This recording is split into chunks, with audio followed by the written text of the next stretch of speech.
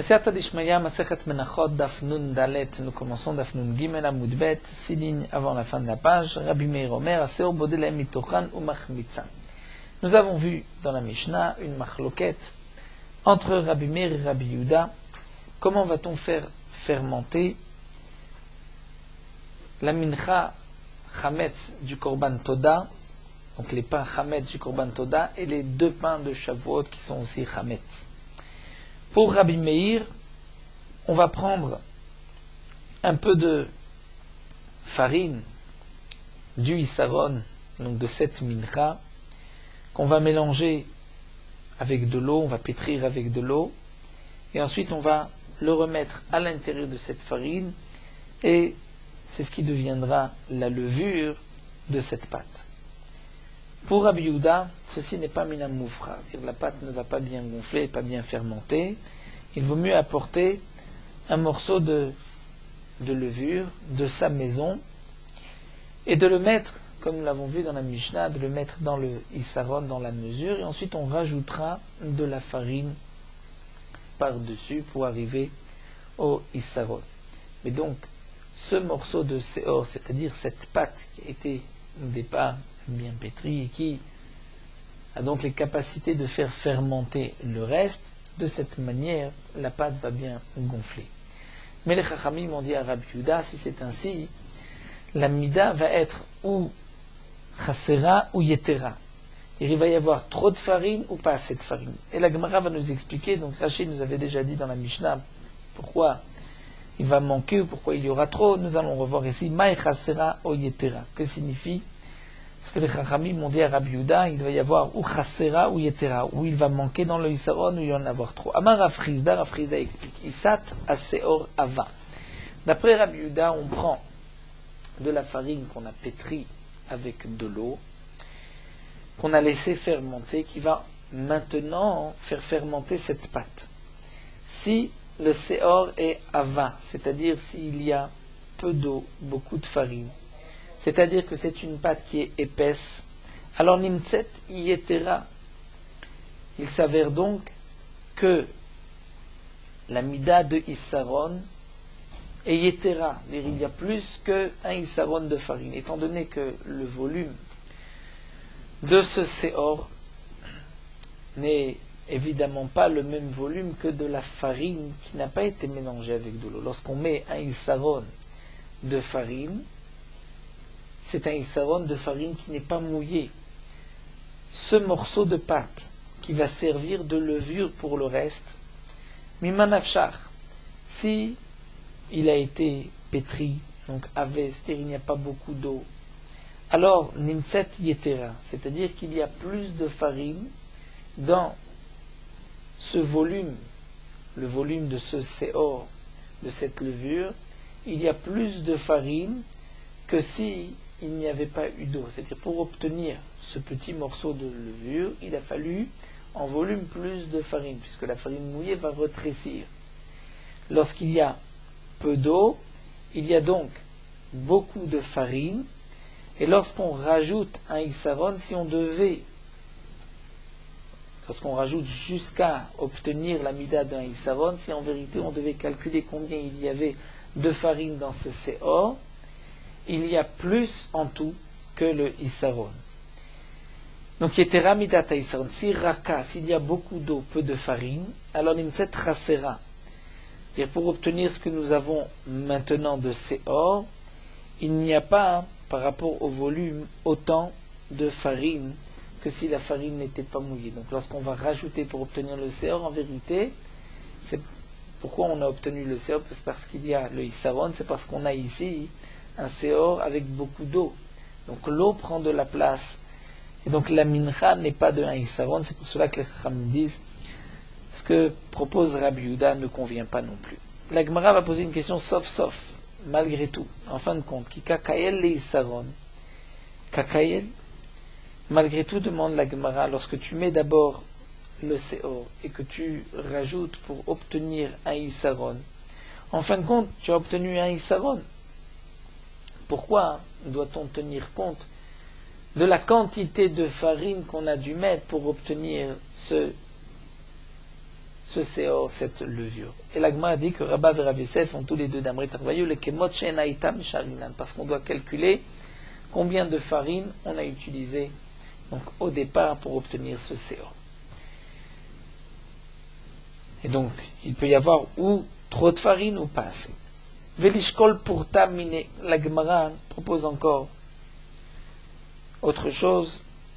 D'après Rabbi Meir, d'un côté, de prendre de ce Issaron et de mettre le séor à l'intérieur, ça ne va pas bien fermenter.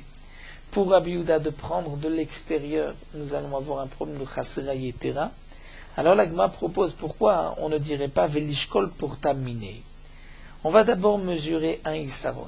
Ensuite, on prend un peu de farine de ce Issaron. Donc l'amida est juste, medouilleket, il n'y a ni plus ni moins. Ensuite, on prend un peu de farine qu'on va mélanger avec de l'eau. On va la laisser fermenter à l'extérieur. Et ensuite, on la reprend et on la mélange avec cette pâte. Donc on la laisse d'abord fermenter dans un endroit chaud. Rashi nous dit on va la cacher dans une pâte qui a déjà fermenté pour que ce morceau de pâte puisse fermenter, devenir de la levure à son tour. Donc la Gemara nous dit de cette manière, ce n'est pas ni chaser ni yater, puisqu'on avait d'abord mesuré le Issaron, et ensuite on va le rajouter. Une fois que ce petit morceau de séor a bien fermenté, qu'il a maintenant les capacités de faire gonfler la pâte, on va le rajouter à la pâte. Et la Gemara répond pourquoi on ne agit pas ainsi, de peur que l'on risque de prendre un morceau de séor de me'alma d'une autre pâte de l'extérieur, à part le Issaron. Donc comme Rachid nous l'explique, celui qui va nous voir mettre ce séor dans le Issaron, il ne sait pas qu'on a pris ce séor du Issaron, il va croire qu'on a rajouté de l'extérieur. Donc c'est pour cela que on ne peut pas prendre du Issaron, et on doit d'après Rabbi Meir, donc comme nous l'avons vu dans la Mishnah, d'après Rabbi Meir ou d'après Rabbi Yehuda, chacun selon sa chita, même si c'est vrai que d'après Rabbi Meir ça ne va pas bien fermenter, d'après Rabbi Yehuda il y a peut-être un charge de chaser au yeter, malgré tout, on n'a pas d'autre choix. On ne peut pas, après avoir mesuré le Issaron, prendre de la farine pour faire de la levure. La Gemara continue, on ne pourra pas utiliser des pommes pour pouvoir faire fermenter les deux pains ou le chametz du korban toda. Parce qu'avec des pommes, ça ne fermente pas bien. Mishum Rabbi Hanina ben Gamliel amrou machmitzim, au nom de Rabbi Hanina ben Gamliel, dit au contraire, on peut utiliser des pommes. Rav Kahana, donc l'acidité des pommes, va aider à faire gonfler la pâte. Rav Kahana matnela be Rabbi Hanina ben Teradion. Rav Kahana lui dit que c'est Rabbi Hanina ben Teradion et non pas Rabbi Hanina ben Gamliel qui a dit machmitzim. La Gemara continue, Keman Azla Haditnan, comme qui on va expliquer cette Mishnah, que Tapouar Sherisko, une pomme qu'on a écrasée, Natno Betoch Haïssa, donc il s'agit d'une pomme terouma, qu'on a écrasée, Natno Betoch Haïssa, et on l'a posé cette pomme, on a mis dans une pâte, Fechimtsa, et cette pomme a permis à la pâte de fermenter, de gonfler, Arezo Asura, la pâte est interdite puisqu'elle a gonflé grâce à une pomme de terouma. Keman comme qui, Lemar Rabbi Hanina ben Gamlieli, Velo Rabbanan, on n'a qu'à dire que c'est d'après Rabbi Hanina ben Gamlieli, pas les Chachamim, puisque d'après les Chachamim, nous avons vu que ça ne fermente pas bien. La Gemara répond si, Filotema Rabbanani, les Chametz Gamour, là, c'est vrai que ça ne fermente pas bien, ce n'est pas du Chametz Gamour, mais, pardon. Mais Nuksha mi'ave du Chametz Nuksha, c'est-à-dire du Chametz qui n'est pas très bon, de bonne qualité, et pas un bon Chametz, c'est quand même. Et donc, ça restera interdit puisque c'était de la pomme de terouma qui a permis de faire fermenter cette pâte. La Gemara poursuit un autre din. Amar Rabbi Ila. El lecha akasha le kmitza. Il n'y a pas de mincha plus difficile pour faire la kmitza. Yoter mi mincha troté, plus que la mincha troté de celui qui a fauté, puisqu'il apporte une mincha de farine sans huile. Donc c'est une pâte qui est chareva, qui est sèche. C'est difficile de faire la kmitza, puisque au moment de la kmitza, on doit enlever ce qui dépasse sur les côtés. Et puisque la pâte est sèche, donc lorsqu'il va enlever plus que ce qu'il doit, c'est pour cela que c'est plus difficile à faire. Rabbi Yitzhak bar Avdimi amar minchat choté megabla b'maim vekshera. On peut mélanger la minchat choté avec de l'eau. C'est vrai qu'il n'y a pas d'huile, mais on peut mettre de l'eau. Et donc s'il y a de l'eau, c'est plus facile pour faire la kmitza. La Torah interdit l'huile, pas l'eau. Lema bea kamifligé, la Gemara nous dit, mais peut-être qu'on pourrait expliquer la machloket entre Rabbi Hila et Rabbi Yitzhak de cette manière. De Mar savar kimot she'em mesharina. L'un pense qu'on va calculer kimot she'em comme ils sont, comme c'est maintenant mesharina. Et donc, même s'il est mélangé avec de l'eau, mais le kometz tel qu'il est maintenant, c'est un kometz. Donc d'après Rabbi Yitzhak, on peut mélanger avec de l'eau et prendre un kometz, puisque je regarde maintenant la quantité d'un kometz. Oumar Sava, mais Rabbi Hila pense que non, les kemot sha'ayu mesharinan. On doit calculer combien il y avait de farine par rapport à la quantité de farine qu'on devait avoir dans le kometz. On calcule combien il y avait de farine avant de mettre de l'eau. Et donc c'est pour cela qu'on ne peut pas rajouter de l'eau, parce que sinon la mincha est chasser au yeter, comme nous l'avons vu, si la pâte est épaisse ou plus liquide, ou plus molle. Alors la Gemara nous dit non, en vérité, l'eau. On va dire que on calcule le kometz comme il est maintenant. Donc c'est vrai que même s'il y a de l'eau mélangée, avec cette mincha, on pourrait prendre le kometz, il n'y a pas de problème de chasser au yeter par rapport à la quantité de farine. Seulement, pourquoi Rabbi Hila a dit qu'on ne peut pas rajouter d'eau?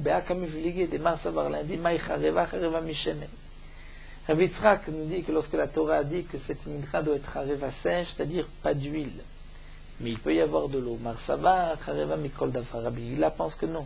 Parce que la Torah a dit hareva, c'est-à-dire qu'elle doit être sèche, il ne doit pas y avoir d'eau.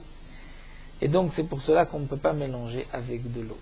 Donc la machloket n'est pas est-ce qu'on calcule kemot she'ayu ou kemot she'en, mais même si on dit kemot she'en, la machloket c'est de savoir est-ce que là on a le droit de rajouter de l'eau ou pas. La Gemara continue Tnanata, mais nous rentrons là dans une autre sugya. C'est vrai que puisque nous avons vu chasser, yeter, ça peut nous gonfler, et voire plus auparavant que maintenant, nous allons la rentrer dans une sugya concernant Bassar Ha'egel Shenitpach, de la viande de veau, Shenitpach qui a gonflé. C'est-à-dire, cette viande, il n'y avait pas un kabetza, et pour qu'il y ait tumat ochlim, pour que les aliments puissent devenir impurs, communiquer une impureté, il faut qu'il y ait le shiur de kabetza. Nous avons la viande d'un veau. Il y avait moins que kabetza, et la viande a gonflé. Au bassar zekena, ou la viande d'une bête qui était vieille, il y avait le shiur de kabetza, mais nitma'er, c'est-à-dire il s'est retréci. C'est l'habitude, nous dit Rashi, la viande de veau gonfle, la viande d'une bête âgée va très retrécir. Alors comment on va calculer pour savoir est-ce qu'il y a le volume de kabetza par rapport à la tuma'a des aliments? Mishta'arin le kemot she'em. La Mishnah nous dit, Mishta'arin, on va mesurer les kemot she'em comme ils sont maintenant. C'est-à-dire, je regarde maintenant s'il y a kabetza ou pas. S'il y a kabetza, ça peut devenir impur. Ça peut aussi communiquer une impureté si c'est impur. Rav et Rabbi Chia et Rabbi Yochanan amre mishta'arim kemot she'em, alors que Shmuel et Rabbi Shimon et Rabbi Resh Lakish amre mishta'arim le kemot she, il faudrait dire le kemot she'ayu, comme la girsa du bar. Donc nous avons là une machloket à Moraim. Est-ce qu'on calcule les kemot she'em comme c'est maintenant, c'est-à-dire le kometz comme il est maintenant, ou bien on calcule comme il était, comme pour le kometz, on dit ce qu'il est maintenant ou il était auparavant. Donc là aussi on dira pour la viande, on calcule Mishtam le kemot she'em comme la viande est maintenant. Donc s'il y a un kazaït, même si la viande a gonflé, s'il y a un kabetza, pardon, il y a une tum'a. Et si la viande a retréci, il n'y a pas de tum'a.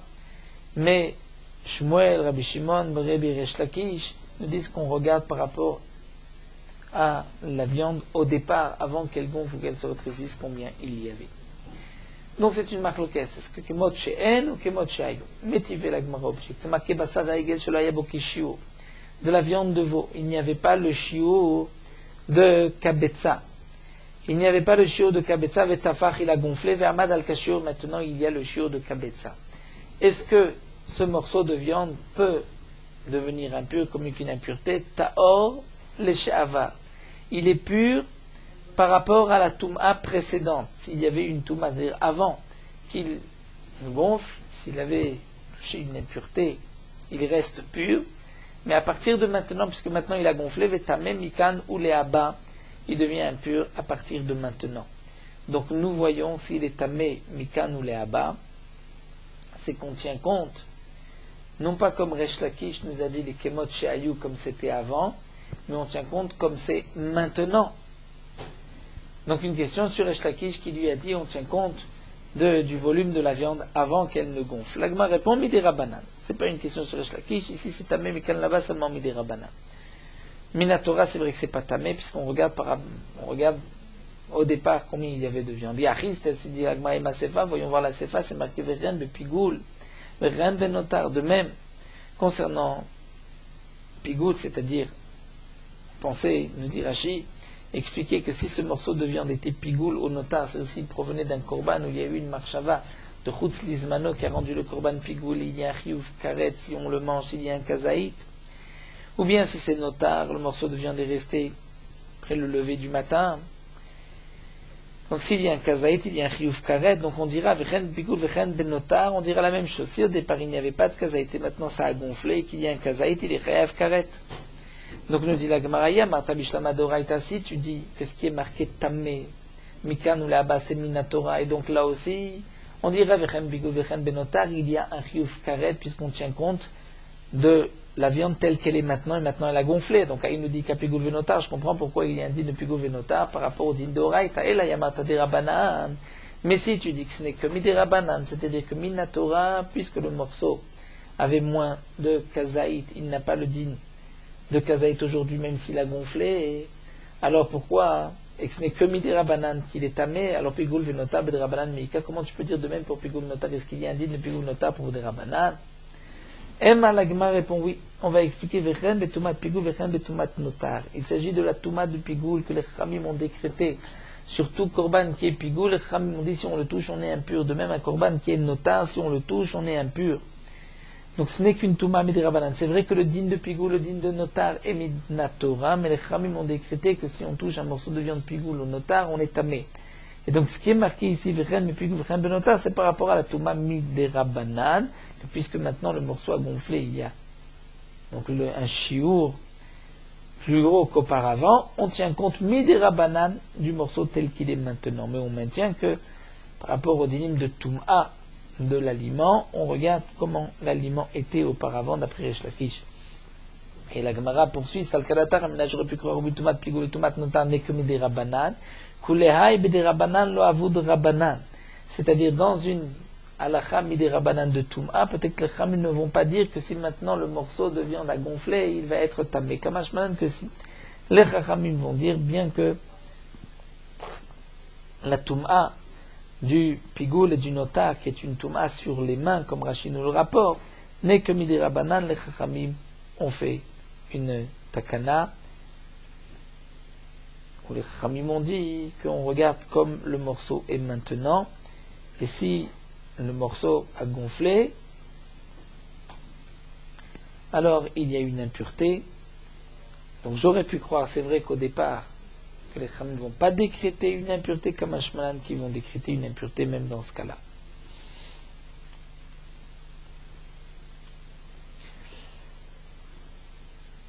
Tashma l'Agmara va apporter une autre preuve. Donc nous avons ici une machloquette, on va retenir juste deux noms.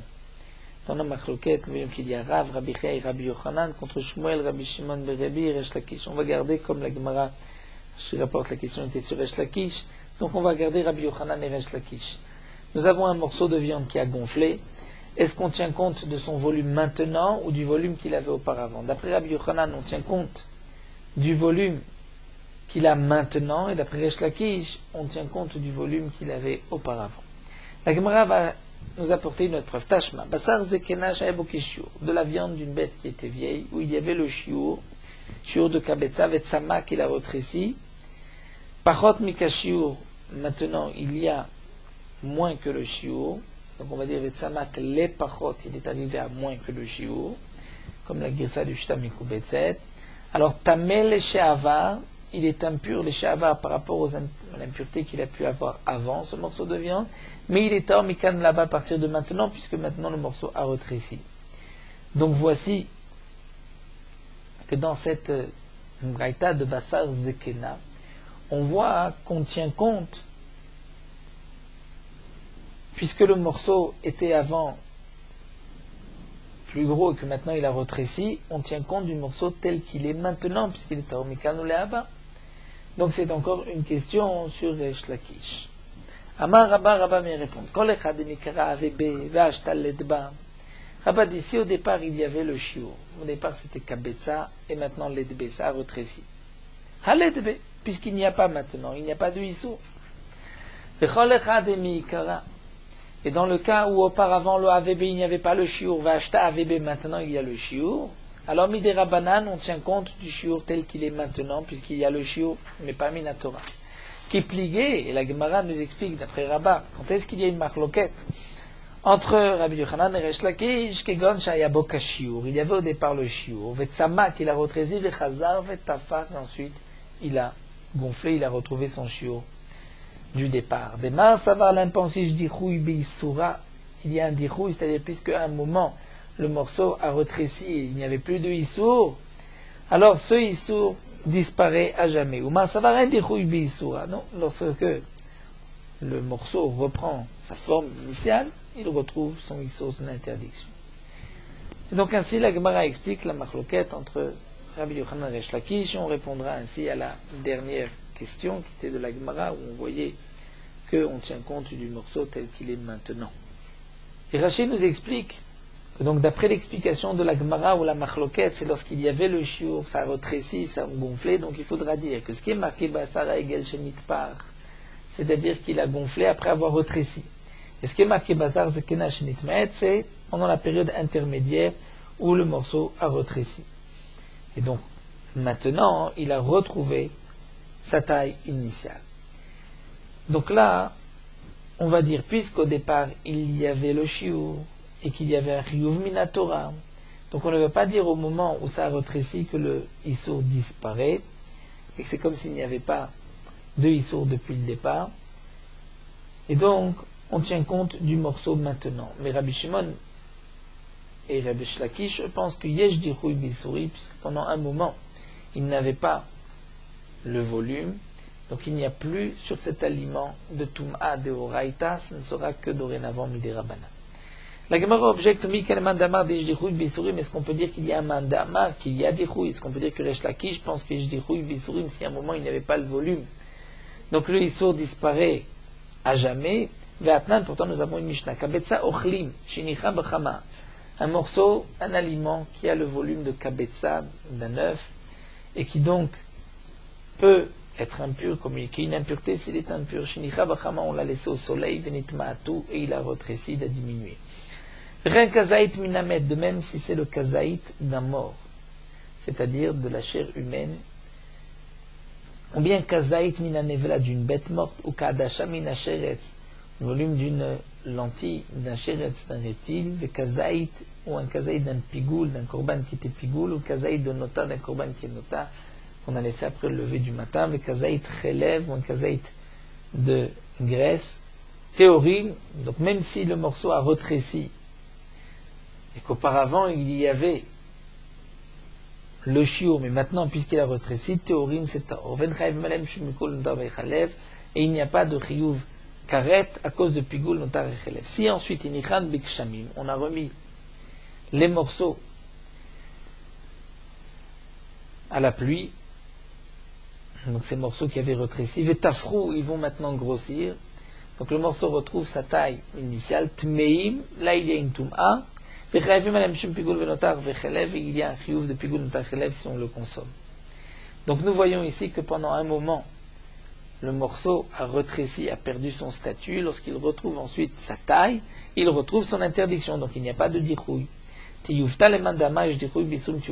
question sur Resh Lakish qui a dit qu'il y a un dichouille, que si le morceau a perdu sa taille, et qu'il la retrouve ensuite après Resh Lakish, c'est fini, il n'y a plus de din minatora, on ne tient pas compte de la taille qu'il a maintenant, puisque ça a été repoussé, on voit que non, ce n'est pas repoussé. Tashma, l'Agma va essayer d'apporter une autre preuve. Donc on reste sur une question sur Resh Lakish, et l'Agma poursuit avec une autre preuve. Tormim teinim alagrogrot. On a le droit de prélever de la terouma en prenant des figues fraîches pour des figues sèches, grogerot. Les grogerot, ce sont des figues qui ont retréci, qui ont séché, à condition de prendre béminyan, c'est-à-dire on doit compter. Si nous avons 100 figues, on doit prendre 10 figues pour le maaser. Lorsque nous avons devant nous 100 figues, mais il y en a 10 fraîches et 90 sèches, eh bien on a le droit de prendre 10 figues fraîches pour les figues sèches, à condition de prendre béminyan, en fonction du nombre. Donc c'est comme si on a en tout 100 et qu'on prend 10. Mais on ne peut pas tenir compte de la taille, puisque les gros grottes ont séché. Et amata bishlama lekemot she'en mesha'arin shapi, dit la Gemara, si encore tu dis qu'on tient compte de la taille, les kemot, Rashi, le Bach rajoute et dit, il faut aussi d'après Rashi changer la girsa, les kemot she'ayu mesha'arin. La Gemara dit, si tu dis qu'on tient compte de la taille des aliments comme ils étaient auparavant, alors Shapir, c'est là que je comprends comment on peut prendre des figues fraîches sur les figues sèches, puisque ces figues-là qui sont sèches étaient un jour aussi fraîches. Mais si tu dis qu'on tient compte de ce que nous avons maintenant, alors au contraire, par rapport au volume, les figues fraîches ont un volume plus important que les figues sèches. Et donc on est marbebe maasrot, et la mata kemot she'en. Si tu dis comme c'est maintenant avec les marbebe maasrot, ils rajoutent le maaser, on doit prendre 1 pour 10. Là on va prendre plus que 1 pour 10 dans le rapport du volume. Et nous avons appris Vatnan ou bien Vetania, marbebe maasrot perotav metukanim, maasrotav mekulkalim, celui qui augmente, qui prend plus que ce qu'il faut de maaser, même si ces fruits, ils ont rendu metukanim, ne sont plus tevel, mais les maaserot sont mekulkalim, puisqu'il y a un mélange. On peut encore expliquer un petit peu plus sur un marbebe maaserot. Rashi explique, c'est si quelqu'un va prendre plus que ce qu'il faut de maaser, donc on considère que dans le maaser, il y a et du tevel et du maaser qui est mélangé.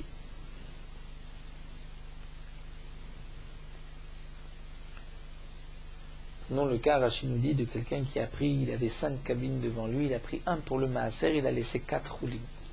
Donc au lieu de prendre 1/10, il a pris 1/20. Dans ce qu'il a pris, il y a du tevel et du maaser mélangés. La moitié est donc maaser et la moitié c'est tevel, c'est-à-dire comme le reste, comme la récolte, comme elle était avant. Donc la Gemara nous dit Elamai, alors comment on va expliquer Elamai, tu vas dire les kemot she'en. C'est vrai que de Tormim, tu vois qu'on peut prendre des figues fraîches sur des figues sèches, donc tu dis obligatoirement qu'on tient compte du volume que les figues avaient auparavant et pas le volume que les figues ont maintenant. Demande la Gemara. Et même si tu dis qu'on ne tient pas compte du volume que les figues avaient, que les figues ont maintenant, mais tu veux dire qu'on tient compte que le volume des figues qu'elles avaient auparavant, donc là il faudra aussi faire la girsa, et la ma et les kemot shehayu. Alors Emma Sefa demande à Gemara, tu peux encore poser une question, c'est marqué grogrot ala teinim bemida, qu'on peut prélever des figues sèches pour les figues fraîches, à condition de prendre bemida dans la mesure, c'est-à-dire dans la mesure, dans le volume, mais pas cette fois-ci dans le compte, pas béminia. Donc là au contraire, si tu dis qu'on tient compte des filles comme elles sont maintenant, alors Shapir, je comprends pourquoi tu tiens compte du volume de maintenant, bémida. Mais si tu dis la matale kemot shehayu, qu'on tient compte les kemot shehayu comme elles étaient auparavant. Donc lorsque je vais prendre aujourd'hui des figues sèches, si je tiens compte de ces figues comme elles étaient auparavant, et que je vais donner en fonction du volume de maintenant, en vérité je suis encore marbebe maasrot, je donne trop de maaser, puisque par rapport au volume de maintenant, c'est vrai que je donne 1 pour 10, et par rapport au volume d'avant, je donne plus que 1 pour 10.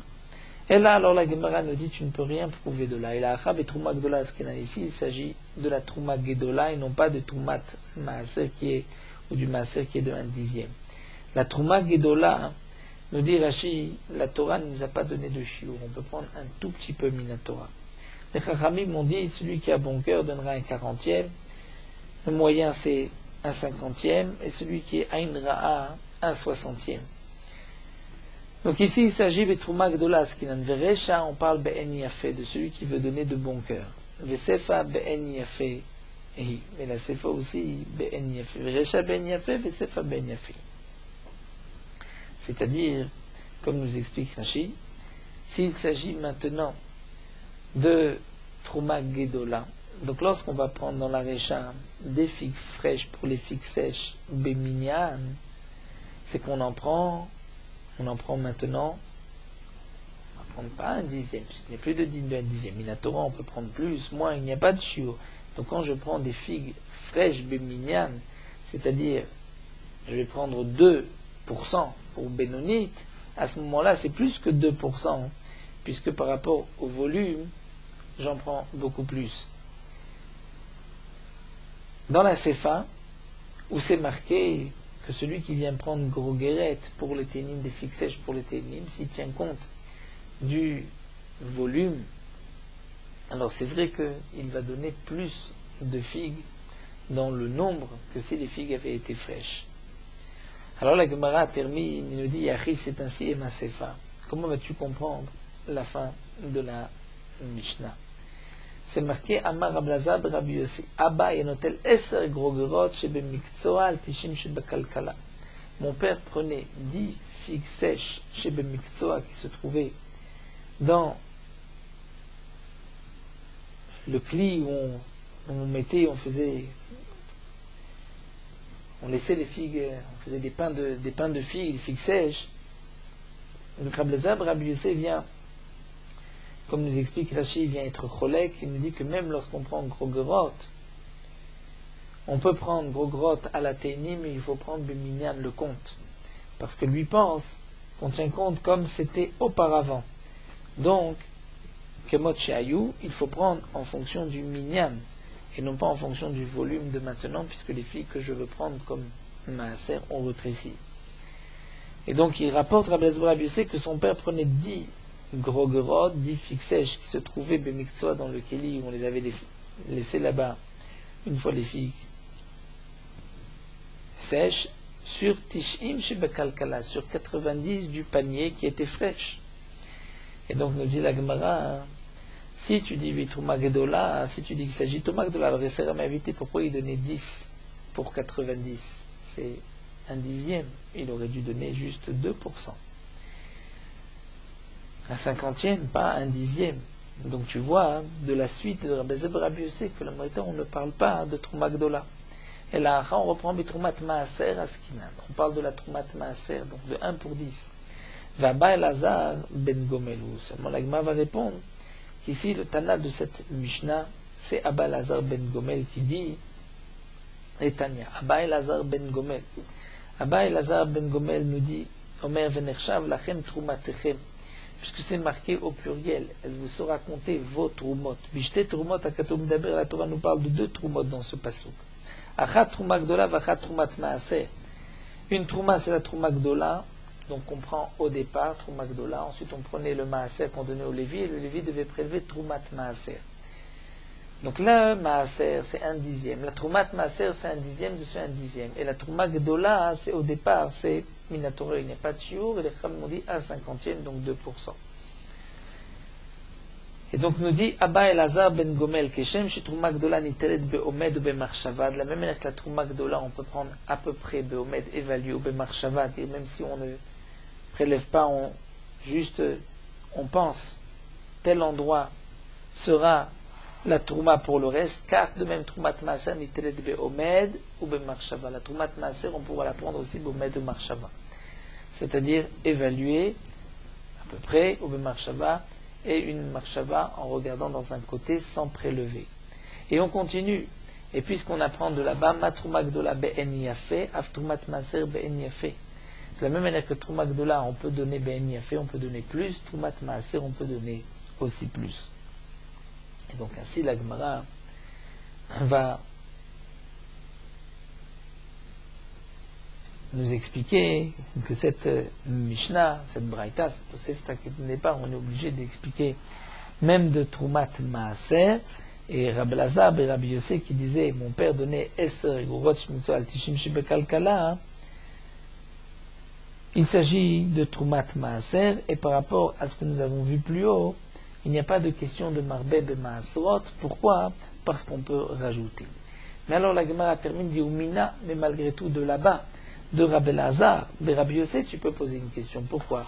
Puisque lui dit Amar Rabbi Lazar, Rabbi Yossé, il prenait 10 figues sèches sur 90 fraîches, et Amata Mishlam Alekemot She'en Amrinan Shapir. Si tu dis encore qu'on tient compte, donc là il faudra dire les Kemot She'ayu, c'est-à-dire comme elles étaient au départ, donc les figues sèches étaient plus grosses au départ, donc je comprends pourquoi il prend 10 pour les 90. Et la Yamata Kemotchen, mais tu tiens compte des figues telles qu'elles sont maintenant. Alors Batsir Léo, lorsqu'il prend 10 figues sèches dans le volume, il a moins que 10%, que 1/10 par rapport aux 90 figues fraîches. Alors la Gemara termine, nous dit qu'il y a Teravdimi Amarablazar, Shane Grogot, Oil Viachol et Sholkan, Larzelan Kemotche. La réponse est que les grogottes, les figues sèches, on peut les faire cuire, faire bouillir dans de l'eau, les faire cuire et leur rendre la même grosseur qu'auparavant. Et donc c'est pour cela que c'est différent. Les figues sèches ont un dîme particulier, puisque les figues sèches, on peut retrouver le même volume qu'auparavant. Donc ça ne s'appelle pas qu'on a donné moins de terouma, moins de maaser, puisque comme nous venons de le voir, cette figue peut aussi retrouver sa forme initiale. Donc nous avons en vérité répondu qu'il n'y a pas de preuve. Est-ce qu'on calcule par rapport Kemot She'ayu comme les fruits, comme l'aliment était auparavant, sans tenir compte s'il a maintenant rétréci ou grossi, ou peut-être qu'on tient compte comme est l'aliment maintenant. Donc nous avons vu que c'était une marloquette Rabbi Yochanan et Resh Lakish. Et donc la Gemara n'a pas eu de contradiction, puisqu'en fin de compte on a pu répondre et d'après Rabbi Yochanan comme d'après Resh Lakish. Alors nous allons nous arrêter ici à Tanoura Banan. Et nous terminons sur Morot Anacha Daf Nundalet. Celui qui enlève la mezouza de sa porte pour fixer une autre mezouza à sa place, si, par exemple, la première mezouza, on était psoula, on s'est rendu compte qu'il y avait de l'eau qui avait coulé dessus, ou veut fixer une mezouza plus meudéret que la première, d'après certains poskim, il devra dire une beracha lorsqu'il fixe la deuxième mezouza. Bien qu'il a déjà dit une beracha lorsqu'il a fixé la mezouza la première, mais maintenant puisqu'il l'enlève et qu'il met une autre mezouza, il doit faire une beracha, puisque c'est comme celui qui enlève son talit, lorsqu'il le remet, bien qu'il avait déjà dit la bracha sur le talit, mais lorsqu'il remet le talit, il doit faire une nouvelle bracha. Certains poskim ne sont pas d'accord et pensent que bien que pour le talit, lorsqu'on remet un talit, on doit dire une beracha. Malgré tout, pour la mezouza, c'est différent. Lorsqu'on enlève la mezouza, qu'on met une autre mezouza à la place, il n'est pas nécessaire de dire une beracha. Donc les poskim disent que puisqu'il y a une machloket, il vaut mieux ne pas faire de bracha, ça fait que brachot leakel. Nous avons vu plus haut que certains poskim ont marqué que si on enlève une mezouza pour la vérifier, dans le cas où on ne la remet pas immédiatement après l'avoir vérifiée, on a laissé du temps, donc lorsque on fixera la mezouza, là il faudra dire une beracha sur cette mezouza, même s'il remet la même mezouza sur la porte, mais puisqu'il ne l'a pas remise juste après la bdika, donc il faut faire une nouvelle beracha.